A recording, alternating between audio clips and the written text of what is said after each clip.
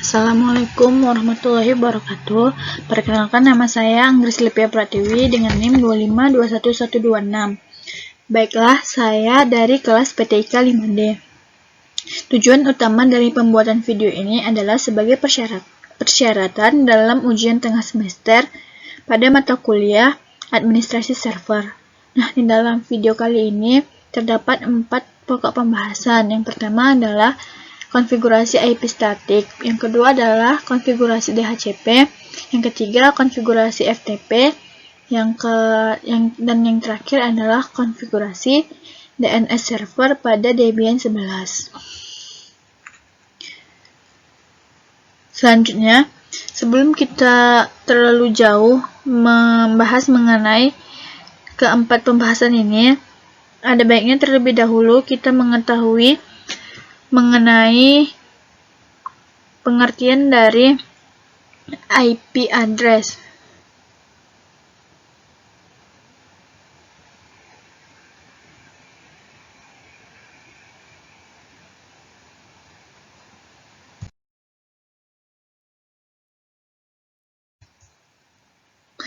Nah, di mana pengertian IP address ini sendiri, di mana adalah IP address adalah alamat unik yang digunakan untuk mengidentifikasi dan menghubungkan antara perangkat dalam jaringan komputer, terutama dalam jaringan komputer yang terkoneksi ke internet. IP address sendiri adalah komponen penting dalam komunikasi data antar perangkat di seluruh dunia. Secara singkatnya, IP address adalah dasar dari komunikasi data di seluruh internet dan memungkinkan perangkat untuk mengenal dan berinteraksi satu sama lain.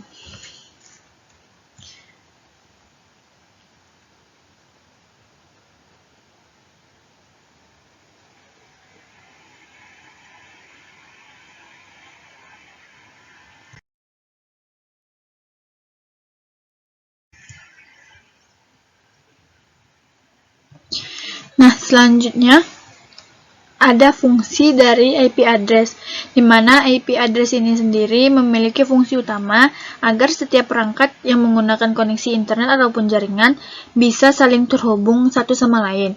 Nah, selain fungsi utama itu, IP address sendiri juga memiliki beberapa fungsi lain. Di antaranya yang pertama adalah sebagai identitas untuk sebuah komputer dalam suatu jaringan internet, di mana oleh karena itu pemilik sebuah website dapat mengetahui semua IP address yang mengakses situsnya. Yang kedua adalah IP address ini berfungsi sebagai alamat pengiriman data ke perangkat yang kita gunakan. Misalnya ketika kita mengakses sebuah situs, sebenarnya ada proses pengunduhan atau biasa kita sebut sebagai download data. Nah, pengunduhan data yang dikirim dari situs itu. Nah, proses pengunduhan itu mungkin kita lakukan berkat adanya IP address.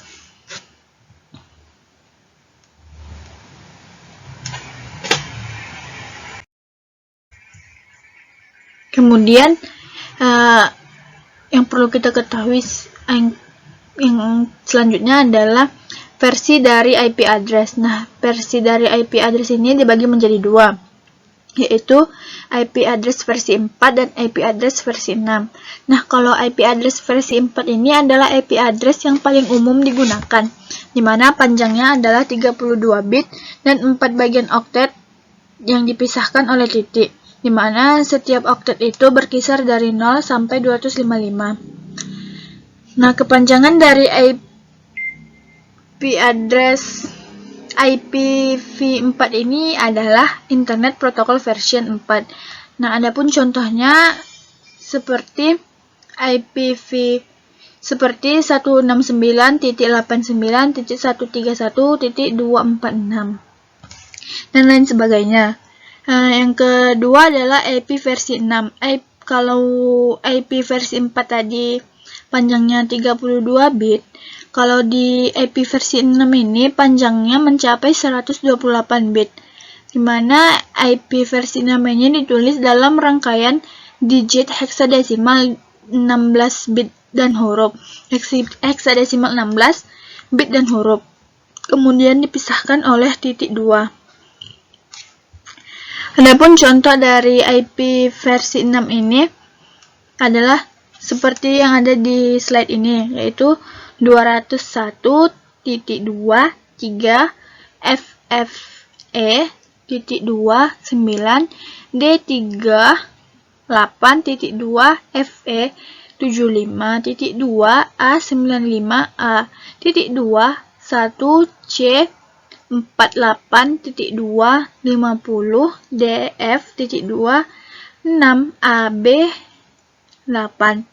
Nah, masih ada lagi dua contoh lain.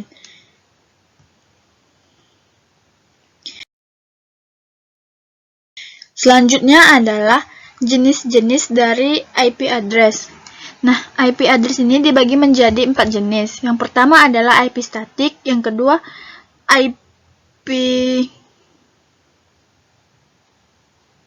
IP dinamik,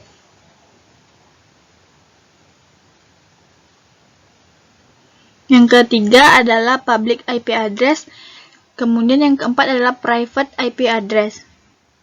Nah, IP statik adalah IP address yang pemberian IP address-nya itu pemberian IP address kepada komputer atau perangkat lainnya yang terhubung dalam internet secara manual. Nah, itu yang akan kita buatkan langkah-langkah tutorial konfigurasinya. Nah, yang kedua adalah IP dinamik. Kalau IP statik tadi secara manual, nah IP dinamik ini pemberian alamatnya secara otomatis dalam jaringan publik maupun private yang akan diberikan kepada komputer ataupun perangkat lainnya yang saling terhubung ke dalam jaringan komputer secara otomatis dan akan selalu berubah-ubah setiap saat. Yang ketiga adalah public IP address. Public IP address ini atau IP public adalah alamat IP yang digunakan dalam jaringan global internet, serta penggunaan dan alokasinya diatur oleh inter-NIC untuk menjamin penggunaan IP address ini secara unik. Kemudian ada private IP address, dimana kenapa disebut IP address private? Karena IP ini hanya dikenali dan bisa diakses dari jaringan lokal saja dan tidak bisa diakses melalui jaringan internet secara langsung tanpa bantuan router yang mempunyai fitur NAT atau NAT. Contoh penggunaannya seperti di jaringan sekolah, kantor, toko, dan lain sebagainya. Kemudian, kita akan masuk kepada pembahasan konfigurasi IP statik pada Debian 11.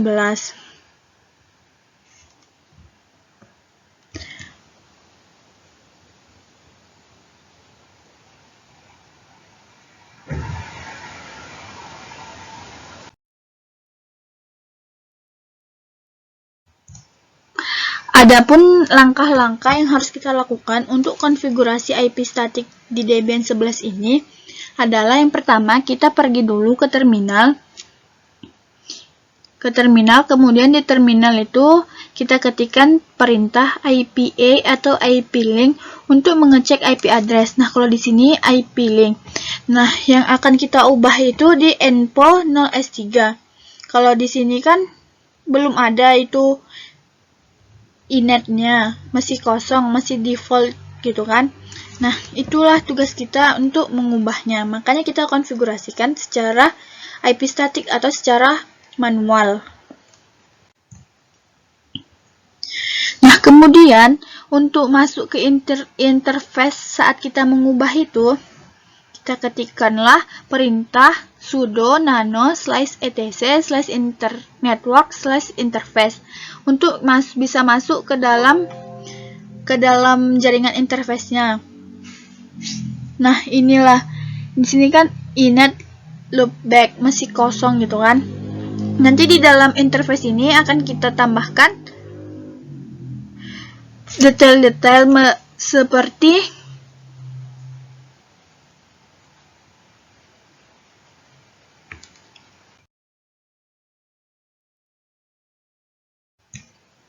kita tambahkan detail-detail seperti tentang network interface seperti IP address, net mask, gateway, DNS, dan DNS server. Nah, ini kayak IP address itu, netmask sama gateway itu berdasarkan sama setting yang ada di komputer kita. Nah, kalau kita mau melihatnya, kita bisa lihat di CMD atau command prompt. Cara untuk melihatnya adalah Windows plus R. Atau enggak, ketikkan aja CMD gitu, command prompt. Nah, kalau di sini kan tadi cuma ada init loopback. Kemudian kita tambahkan ini auto LO, kemudian interface LO init loopback. Kemudian kita buat auto enpo 0 enp 0 s3. Kemudian enifs enp 0 s3 inet static, dimana ada address, netmask, gateway, sama DNS server.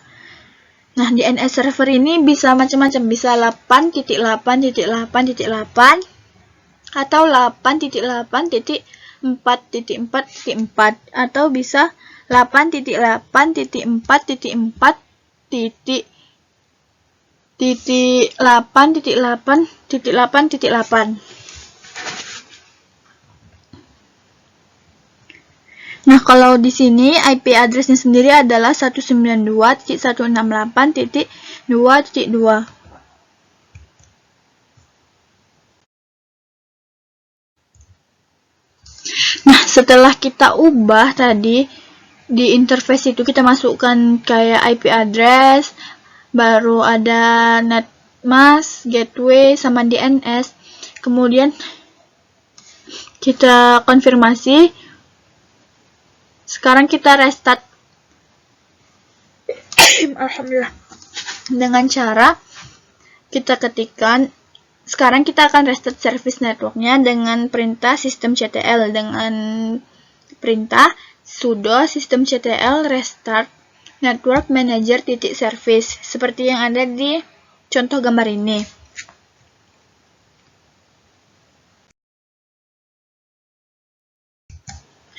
Nah, terakhir, kita dapat melihat apakah sistem Debian yang telah kita ubah, kita konfigurasikan IP statusnya tadi sesuai dengan yang kita setting. Nah, cara untuk melihatnya adalah dengan sama seperti yang tadi, kita ketikkan APA, maka tampilannya akan seperti ini. Nah, tadi kan kita ubah itu enp 0s3. Yang kita ubah itu ini, inet, kan ada nih, 192.168.2.2. Nah, inilah yang kita ubah tadi. Nah, demikianlah pembahasan mengenai konfigurasi IP statis di Debian 11 pada VirtualBox. Selanjutnya, kita akan membahas mengenai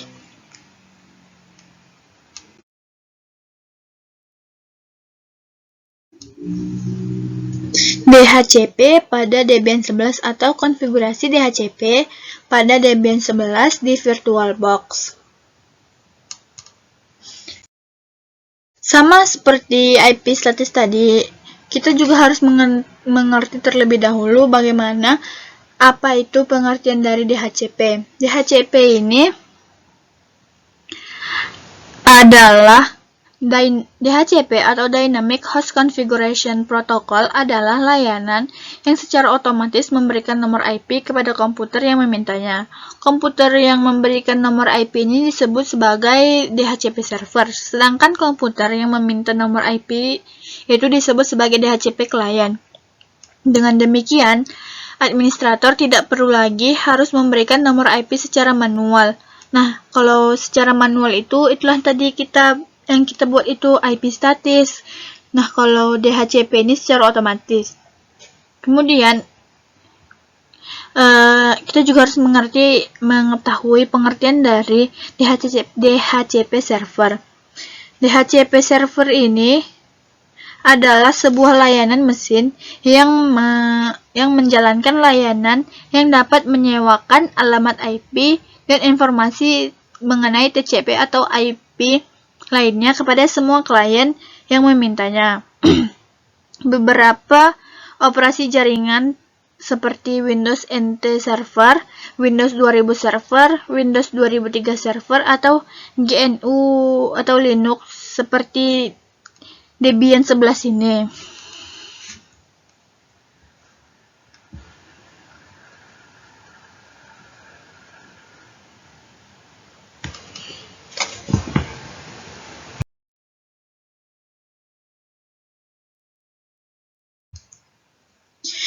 Nah, selain pengertian DHCP, kita juga harus mengetahui mengenai fungsi DHCP. Fungsi DHCP ini terbagi jadi 4. Yang pertama adalah DHCP dapat memberikan nomor IP secara otomatis, sesuai dengan pengertian namanya sendiri. Kemudian yang kedua adalah DHCP memiliki fungsi utama, yaitu mendistribusikan IP address secara otomatis kepada setiap klien yang terhubung dengan jaringan komputer. Yang ketiga adalah DHCP akan memberikan kemudahan bagi seorang network administrator dalam mengelola jaringan, karena alokasi IP address dapat ditentukan secara otomatis dan dalam satu kali kerja. Dan yang terakhir adalah DHCP server selain bisa memberikan IP address secara dynamic, juga bisa memberikan IP address secara statis kepada klien yang terhubung ke dalam jaringan.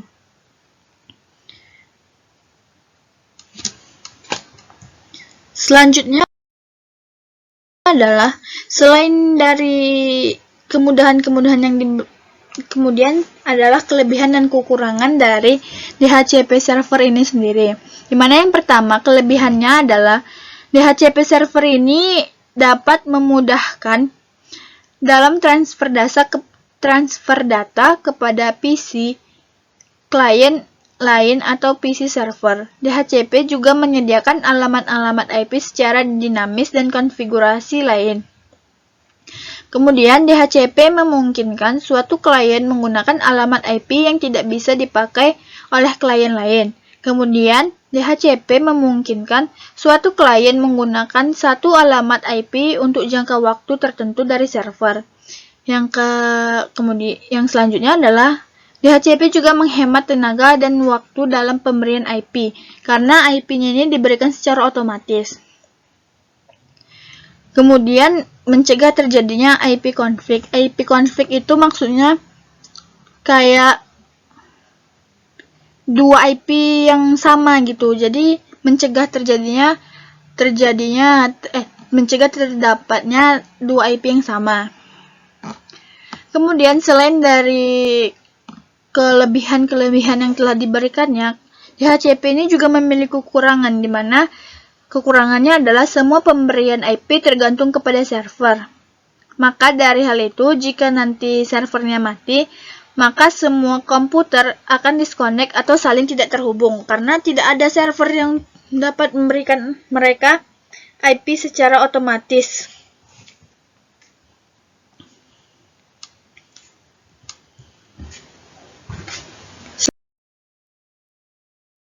Selanjutnya adalah bagaimana langkah-langkah melakukan instalasi dan konfigurasi DHCP pada Debian.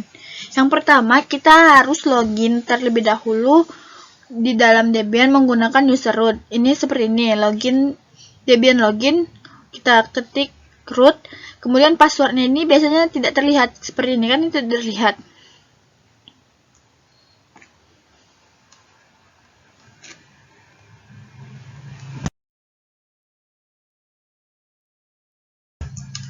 Nah, setelah kita login sebagai user root, kita akan mengkonfigurasikan IP untuk server Debian-nya dengan cara kita mengetikkan perintah nano /etc/network/interface.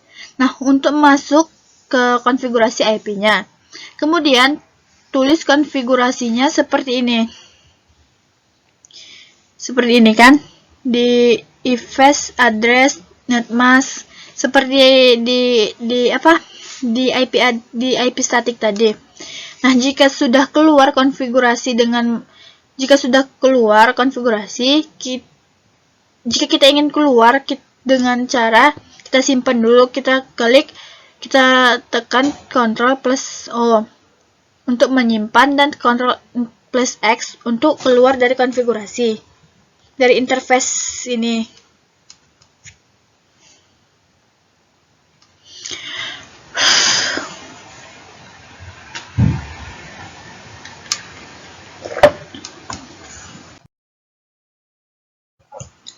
Nah, setelah kita konfigurasi alamat IP-nya tadi, kita kemudian akan merestart networknya dengan perintah /etc/init.d/networking restart. Kemudian, nah ini kalau udah ada oke, itu berarti sudah di restart. Kemudian kita ketikkan lagi IPA. Nah, yang kita ubah tadi di interface itu kan, inilah yang init ini 192.168.40.1. Nih.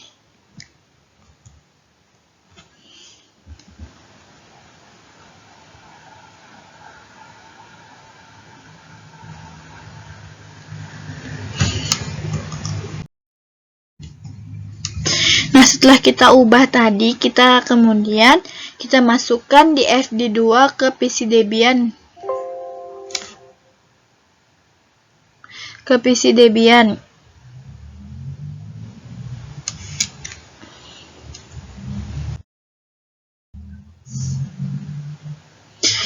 Kemudian setelah kita masukkan, kemudian kita ketikkan perintah apt cd-rom add atau ditambah gitu kan. Nah, seperti ini, apt cd-rom add.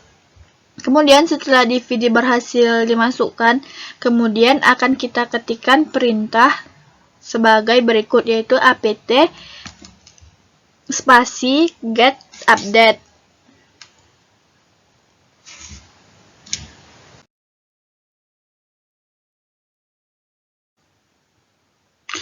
Selanjutnya, setelah kita update, maka kita akan langsung menginstal DHCP-nya dengan perintah apt spasi get install isc spasi dhcp spasi server. Seperti ini, apt get install isc spasi dhcp spasi server. Nah, berarti ini kan ada reading package list, itu kan down kan.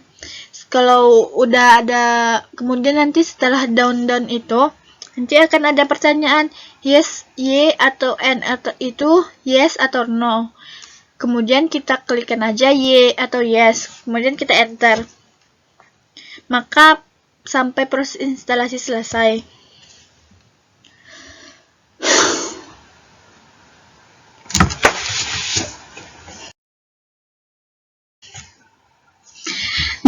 Untuk memastikan DHCP tadi sudah terinstall atau belum, kita akan memasukkan perintah, yaitu apt get install dhcp spasi server. Jika berhasil, itu akan ada tandanya, yaitu tulisan 0. Ini ada tulisan 0 ini kan, 0 upgrade, 0 newly installed, 0 to remove, and 0 to not upgrade. Itu tandanya sudah berhasil.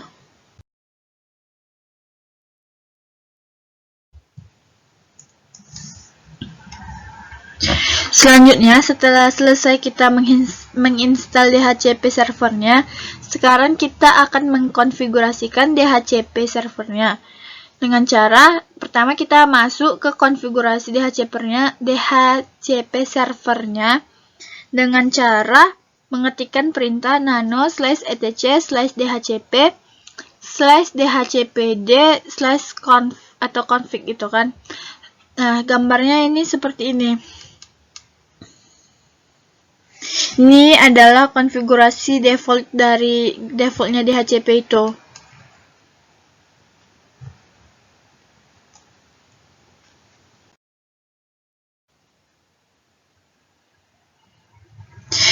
Nah, setelah itu kita akan mengubah konfigurasinya seperti contoh yang ada di gambar ini tadi kan.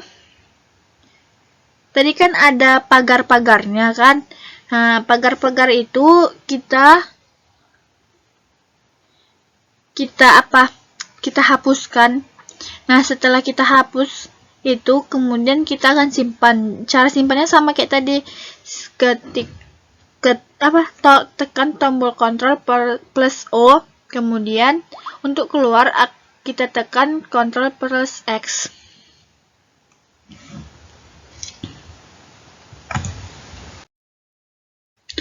Nah, kemudian akan kita konfigurasikan interface pada Nano dengan cara ketikkan nano/etc/default/isc spasi dhcp spasi server seperti ini. Kemudian pada interface 4, interface itu kita isikan dengan interface yang ada di server Debian. Karena Debian kita tadi adalah env0s3, maka kita masukkan juga env0s3.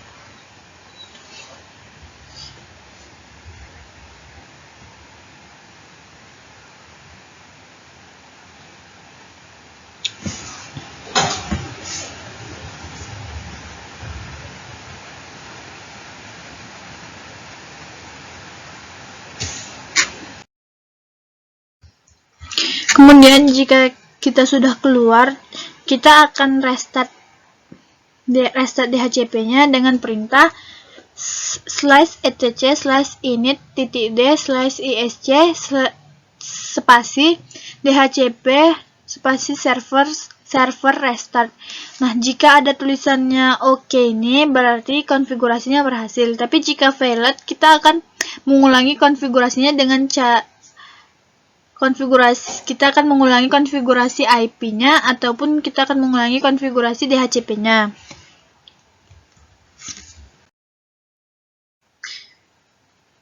Nah, langkah selanjutnya adalah kita masuk ke proses pengujian DHCP server. Sebelum melakukan pengujian, kita membuka dulu Task Manager terlebih dahulu pada klien Windows. Kemudian kita cari VirtualBox DHCP server. Nah, di bagian proses, setelah ketemukan prosesnya, kita batalkan prosesnya dengan cara klik kanan, lalu pilih Entas. Seperti gambar di sini, di samping ini kan Entas itu kan. Kemudian jika sudah, kita tutup lagi jendela Task Manager-nya.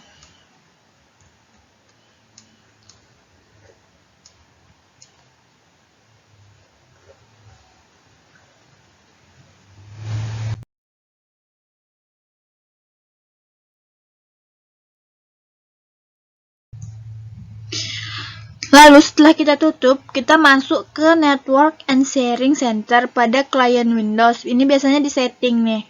Kemudian di situ kita klik Change Adapter Setting. Kemudian kita klik yang VirtualBox kan.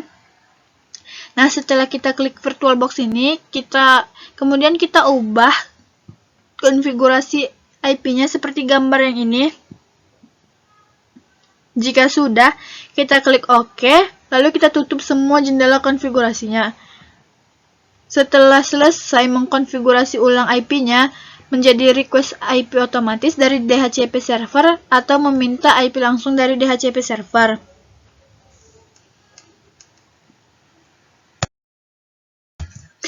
Nah, kemudian kita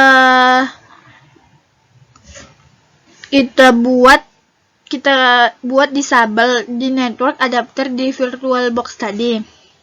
Nah, setelah kita disabelkan,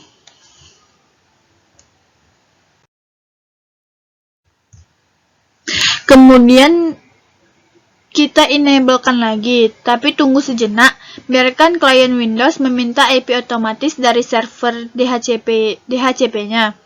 Jika sudah mendapatkan IP otomatis, maka detail konfigurasi IP kliennya akan menjadi seperti gambar di bawah ini.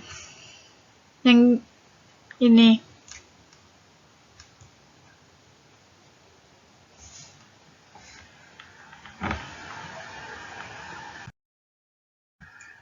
Terakhir, jika hasilnya seperti gambar yang tadi, berarti DHCP server yang kita buat tadi telah selesai dan berjalan dengan baik.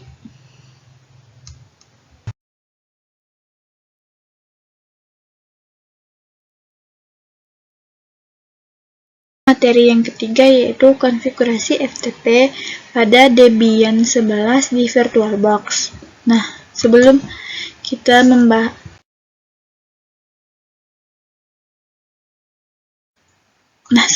membahas mengenai konfigurasi FTP di VirtualBox ini, kita juga harus mengetahui terlebih dahulu mengenai pengertian dari FTP itu sendiri. Di mana FTP atau File Transfer Protocol merupakan salah satu protokol internet yang berjalan di dalam level aplikasi yang merupakan standar untuk proses transfer file antar mesin komputer dalam sebuah framework. Fungsi utama dari FTP ini adalah melakukan pertukaran file dalam jaringan. Untuk secara detail, FTP sendiri dapat dijabarkan sebagai yang pertama, yaitu untuk sharing data. Yang kedua, menyediakan indirect atau implicit remote komputer. Kemudian, untuk menyediakan tempat penyimpanan bagi user. Dan yang terakhir adalah untuk menyediakan transfer data yang reliable dan efisien.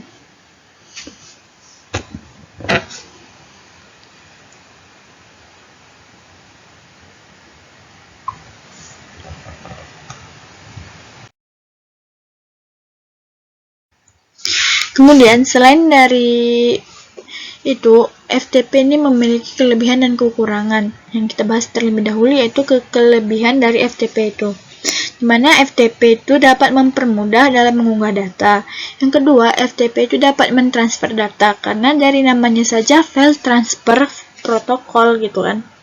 Kemudian yang ketiga adalah pada FTP online terdapat fasilitas untuk mengupload data ke server dalam jumlah banyak sekaligus.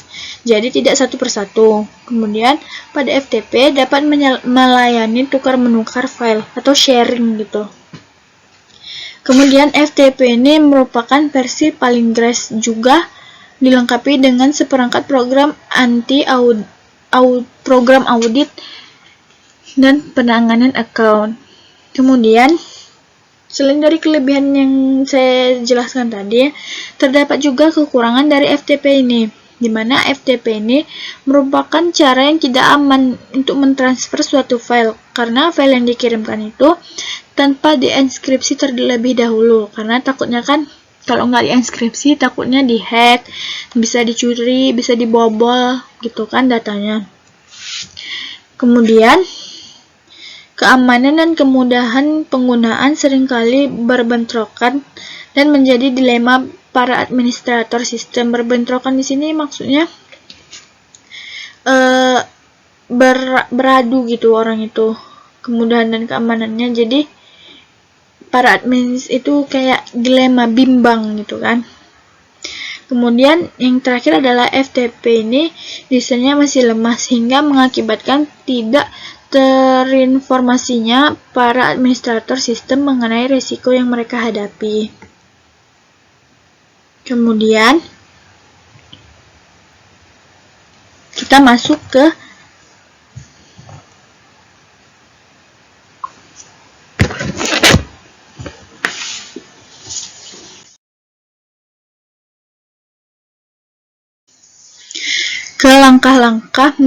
langkah-langkah konfigurasi FTP di Debian 11. Terlebih dahulu, kita harus lakukan update dan upgrade Debian dengan perintah sudo update ataupun sudo apt update ataupun sudo apt upgrade. Nah, kalau di sini sudo apt update.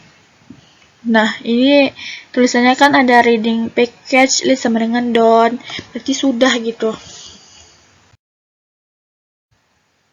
Kemudian setelah diupdate, kita bisa instalasi paket service yang digunakan untuk membuat FTP. Salah satunya adalah vsftpd. Dengan cara kita mengetikkan sudo apt install vsftpd. Nah, ini kalau sudah selesai itu biasanya ada tanda, ini kan kita ketik ini sudo apt install vsftpd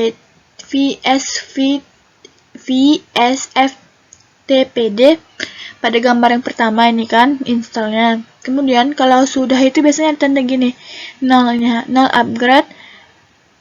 Nah, itu tandanya udah.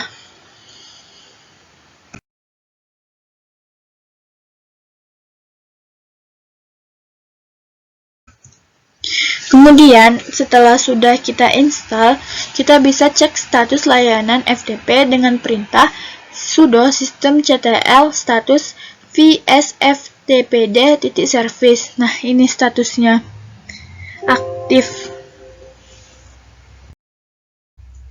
Kemudian langkah selanjutnya adalah membuat FTP user dengan perintah sebagai berikut, di mana perintahnya itu sudo add user, kemudian apa nama usernya? Nama usernya kita di sini adalah SMK bisa. Nah, jadi kita buat jadinya perintahnya sudo add user SMK bisa. Nah, nanti ada diminta full name-nya, baru ada room number, work phone itu atau nomor kerja gitu. Pokoknya ada data dirinya gitulah.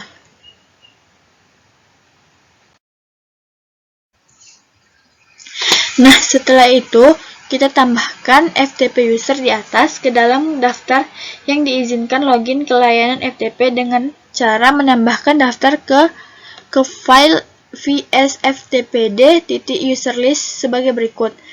Nah, cara perintahnya itu adalah sudo echo smk bisa, kemudian kayak gini dua kali, baru /etc /vsftpd.userlist.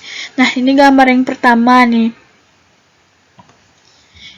sudo echo smk bisa, kemudian /etc /vsftpd.userlist.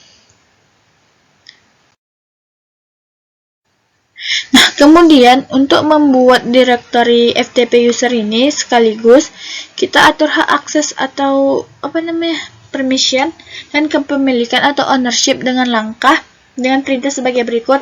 Yang pertama kita ketikkan perintah sudo mkdir spasi p/home/smkbisa/ftp. Nih kan. Baru yang kedua adalah sudo schmod spasi r 750/home/smkbisa/ftp. Nah, yang terakhir adalah sudo count itu spasi kemudian r smkbisa.2 smkbisa/home/smkbisa/ftp.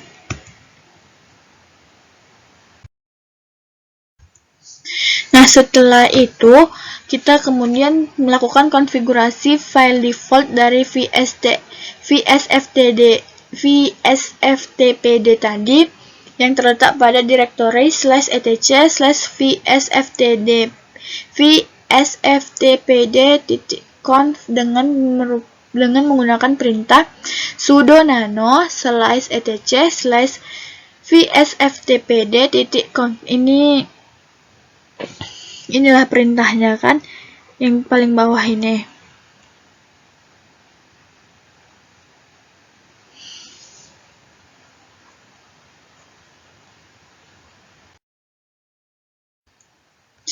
Nah, kemudian di interface itu tadi kita hilangkan tanda pagar pada baris read enable sama dengan yes, dan root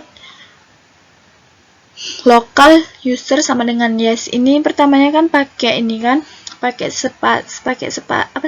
pagar. Kemudian kita hilangkan. Nah, kalau untuk menyimpannya sama kayak tadi, kita tekan Ctrl plus O, baru untuk keluarnya Ctrl plus X.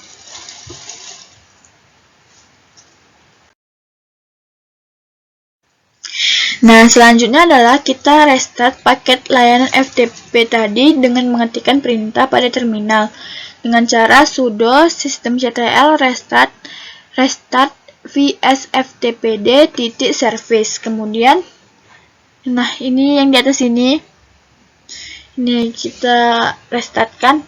Nah, setelah kemudian kita lakukan pengecekan ulang seperti sebelumnya dengan perintah sudo system status vsftpd.service. Ini gambarnya ada di bawah.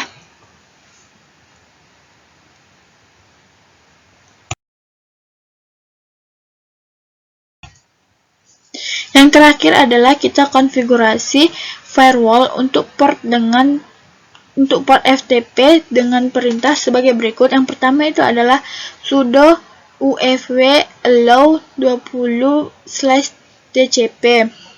Kemudian perintah yang kedua adalah sudo ufv allow 21/tcp, dan yang terakhir adalah sudo ufv reload.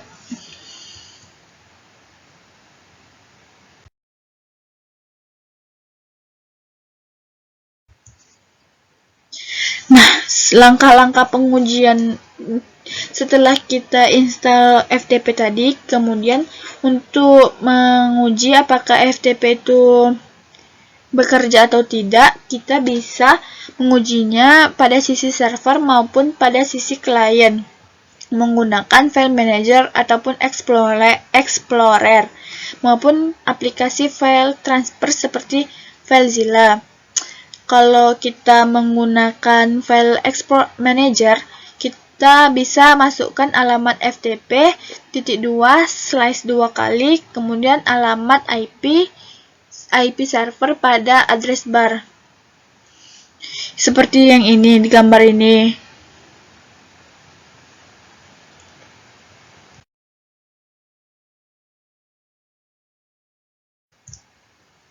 Kemudian kita masukkan user dan password FTP server tadi. Kan tadi username-nya itu SMK bisa, kalau passwordnya ini Nah, jika terdapat pesan error kayak gini, kayak 500 oops gitu, maka kalau di FileZilla ini kayak gini ada failednya gitu kan.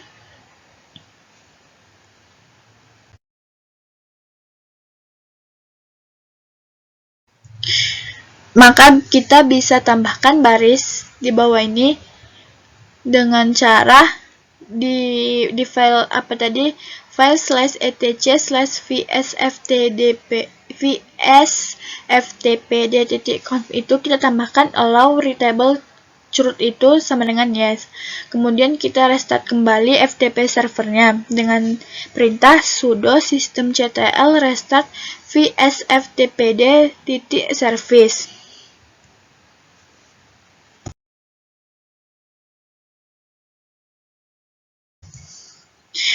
Nah, setelah kita restart tadi, kita bisa lakukan pengujian ulang seperti langkah yang awal kita lakukan tadi. Kita masukkan alamat IP server, kemudian kita login sebagai user dan kita masukkan password FTP-nya.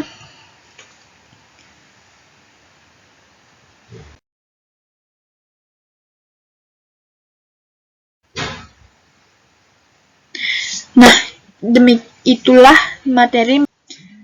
Baiklah, materi terakhir adalah bagaimana konfigurasi DNS pada Debian 11. Sebelum kita mengetahui bagaimana cara untuk konfigurasi DNS server ini di Debian 11, kita juga harus mengetahui apa itu pengertian dari DNS, di mana DNS atau Domain Name Server atau DNS adalah sebuah sistem yang menghubungkan Uniform Resource Locator atau URL dengan Internet Protocol Address ataupun yang biasa kita sebut sebagai IP address. Biasanya ketika kita mau mengakses internet, kita itu perlu mengetikkan IP address dari sebuah website itu. Namun cara ini tuh cukup repot. Nggak mungkin kan kita harus hafal satu-satu nama IP address dari website itu. Kalau misalnya 100 yang mau kita buka websitenya, 100 kita harus hafalkan IP addressnya. Nah, jadi DNS inilah yang memudahkan pekerjaan kita, dimana sekarang kita tinggal mengingat nama domain dan memasukkannya saja dalam address bar yang di atas itu. Misalnya kalau kita mau mencari Facebook kan, kita ketikkan aja lagi Facebook, langsung otomatis dia muncul.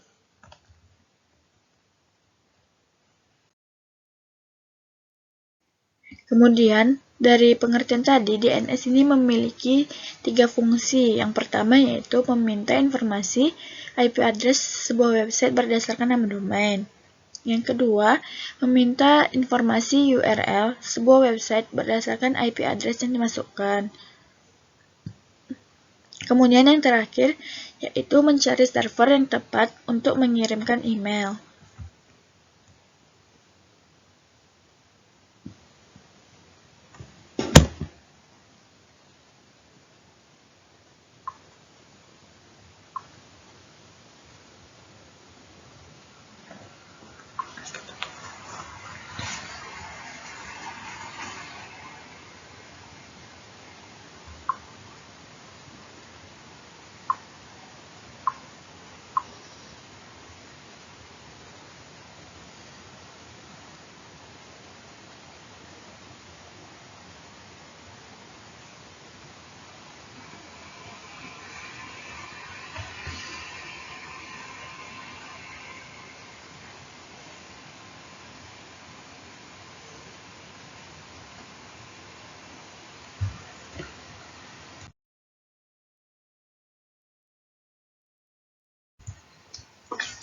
Nah, selanjutnya yaitu kelebihan dari DNS. Kelebihan DNS ini yang pertama memudahkan kita untuk berinternet. Dimana kalau dulu kan dibandingkan dengan kita mengingat angka, sekarang kita hanya perlu mengingat nama domain dari website itu aja. Baru yang kedua yaitu lebih konsisten dalam penggunaan, dimana kita bisa menggunakan nama DNS yang sama meskipun terdapat ada perubahan IP address dari website yang kita gunakan.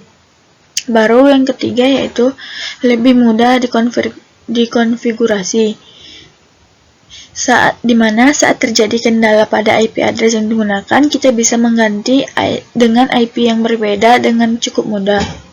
Dimana hal ini cukup dengan melakukan update data, kemudian mencocokkan DNS dan IP address.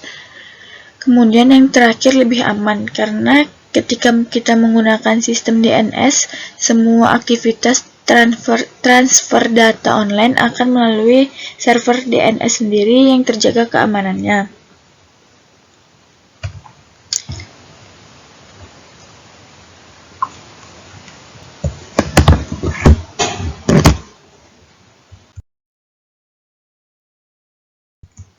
Selanjutnya adalah bagaimana cara instalasi dari DNS ini. Yang pertama, sebelum kita memulai instalasi, terlebih dahulu kita harus memasukkan pembaruan ataupun update Debian dengan perintah yang itu di rootnya di terminal. Pas sudah masuk kita ke root, kita ketikkan perintah apt update atau juga apt upgrade. Kalau di sini kan dia dua-dua digunakan. Kalau satu juga bisa. Selanjutnya adalah ketika di apt upgrade sama apt update tadi muncul seperti ini, kemudian ada tanda tanya kan, dimana pertanyaannya itu do you want to continue atau apakah kamu mau melanjutkan. Ada pilihannya Y atau N, dimana pengertiannya itu yes or no. Nah, jadi kita ketikkan Y atau yes di tampilan bawah ini seperti ini. Selanjutnya, kita lakukan instalasi dengan mengetikkan perintah yaitu apt install bin 9 bin utils.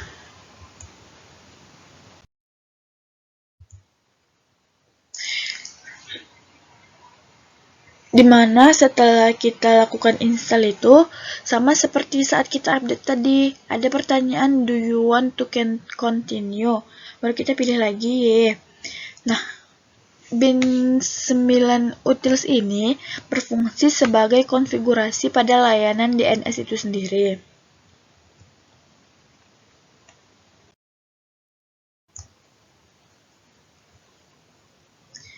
Selanjutnya adalah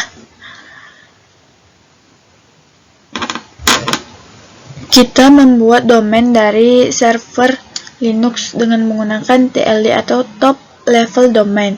TLD ini hanya berfungsi untuk jaringan lokal saja. Langkahnya adalah dengan mengkonfigurasikan file name conf yang terdapat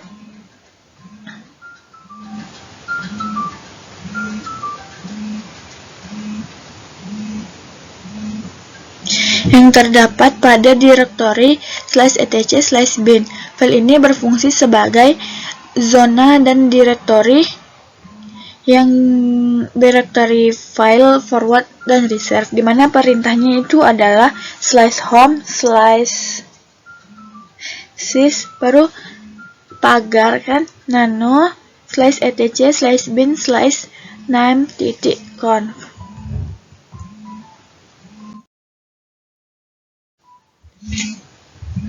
Selanjutnya, jika sudah di editor, kemudian kita tambahkan sesuai dengan perintahnya ini, dimana ada zone, kita buatlah nama apanya, username-nya itu apa namanya, tuh.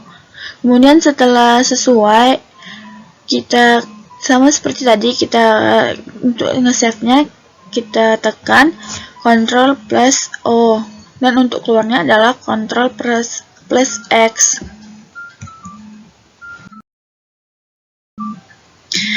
Nah, kemudian kita buat lagi file forward dengan cara mengcopy file db lokal yang terletak pada direktori /etc/bin. Ini dia nama perintahnya.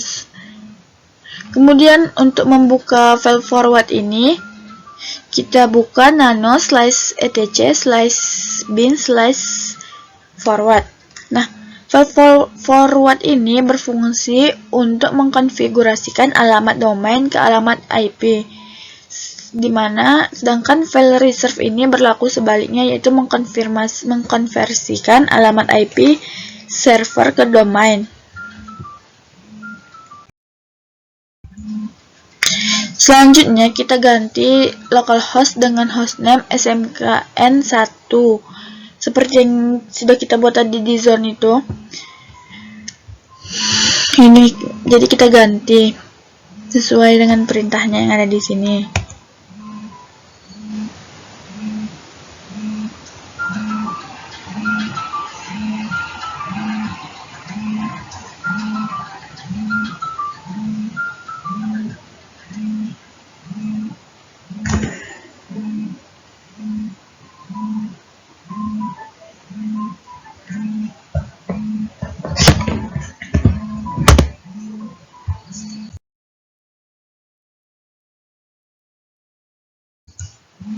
Nah, setelah kita ganti tadi nama hostname-nya, localhost hostname-nya, kemudian kita juga ganti alamat IP-nya dengan 1 IP 1.0.0 dengan IP oktet terakhir di IP Debian yang kita buat di IP static itu. Nah, karena di sini oktet terakhirnya itu adalah 1, jadi di lingkaran ini juga kita buat 1.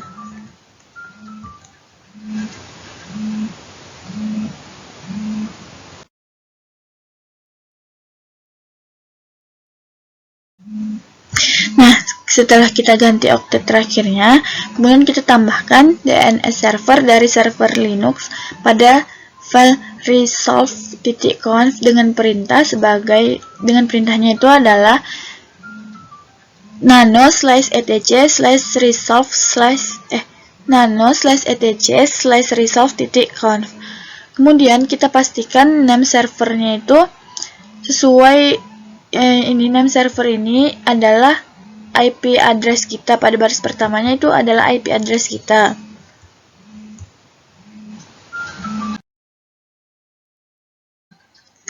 Kemudian setelah kita pastikan itu di baris pertama itu IP address kita lakukan restart layanan DNS server seperti dimana perintahnya itu systemctl restart bin9.service.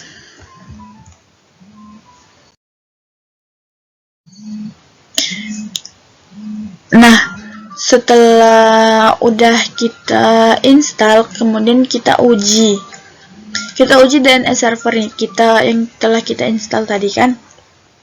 Caranya itu yang pertama kita install terlebih dahulu layanan DNS utils dengan perintah yaitu apt install DNS utils. Kemudian kita lakukan pengujian dengan cara mengetikkan perintah, dimana itu perintahnya itu nslookup, baru tambahkan sama hostname tadi kita kan tadi hostname tadi smkn1 pacitan.net. Nah, jadi hostname-nya itu kita buat gitu. Nah, kemudian hasilnya akan seperti ini. Sesuai kan? Dimana tadi servernya ini kan apa? Nama IP address kita yang pertama itu.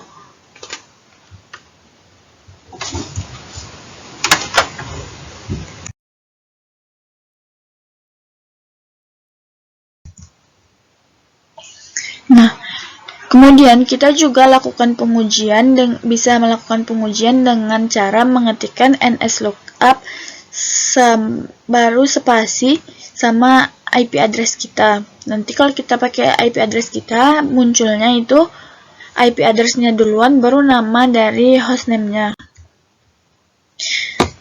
Demikianlah penjelasan mengenai 4 materi mengenai konfigurasi IP statik, DHCP, FTP, dan DNS server pada Debian 11 di VirtualBox. Jika ada kesalahan, saya mohon maaf. Assalamualaikum warahmatullahi wabarakatuh.